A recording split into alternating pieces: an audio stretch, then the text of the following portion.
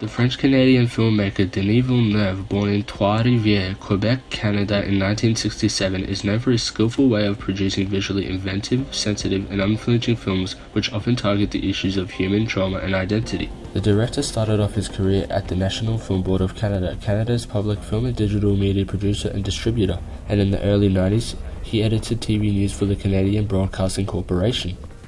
Arrival 2016, Sicario 2015, and Prisoners 2013 are very well-known feature films from Villeneuve.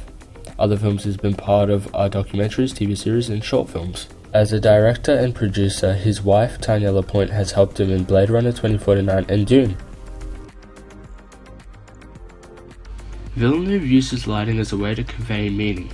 He literally and metaphorically keeps the audience in the dark within both his storytelling and lighting. With films such as Dune and Prisoners, Villeneuve captures the obscurities by using dark and backlit shots.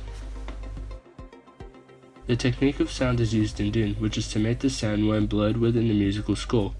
Villeneuve followed Mangini's theory, which is for all the sound to be related to the universe. In the opening sequence of Blade Runner 2049, it is hard to tell whether the sound heard is a mechanical engine or the musical score by Hans Zimmer.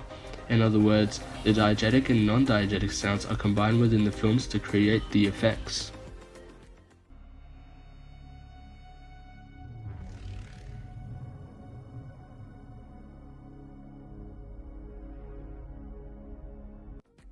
Villeneuve keeps in mind the rule of thirds. He uses his own style by omitting off-center framing and inverted camera angles. These techniques build the ambiguity within Villeneuve's films.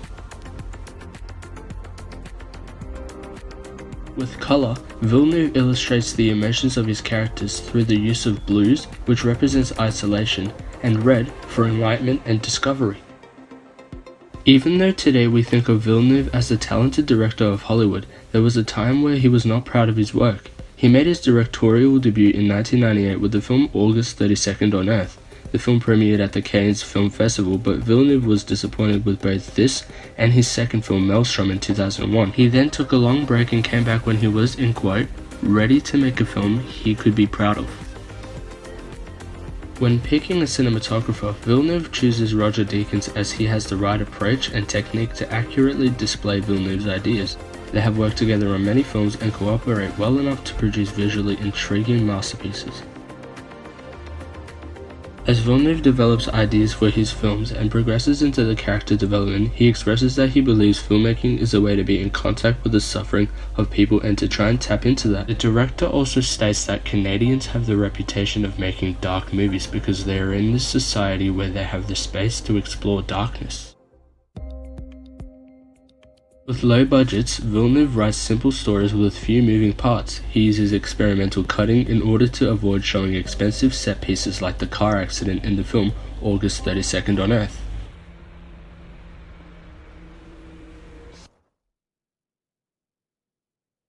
With a medium budget for Sicario, Villeneuve organized the complex action sequences by storyboarding and scouting the locations, which allowed them to fit the photographic style.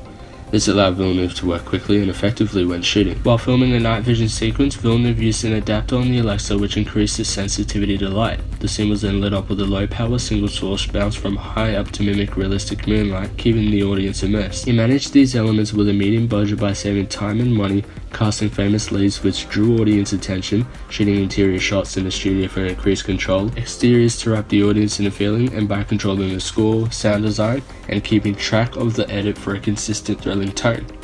High budgets, Villeneuve grounded in movies such as Dune with his trademark realism and used the high budget by taking long shoots with a big crew, huge technical setups and set constructions, access to any gear they needed, and extensive VFX post-production work.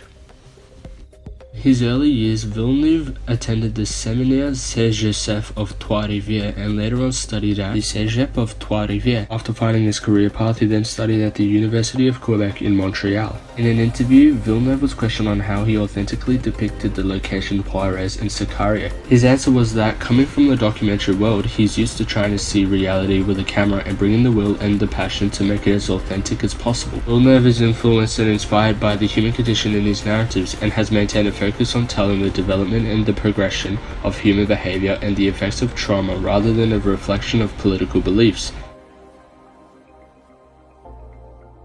When looking into the auteur theory, I realized that Villeneuve himself is an auteur. An auteur is a film director who influences their film so much that they rank as their author. In each of his films, he has a clear vision as to what he wants to show. The director is also captivated toward big ideas in his films. There's proof through his work.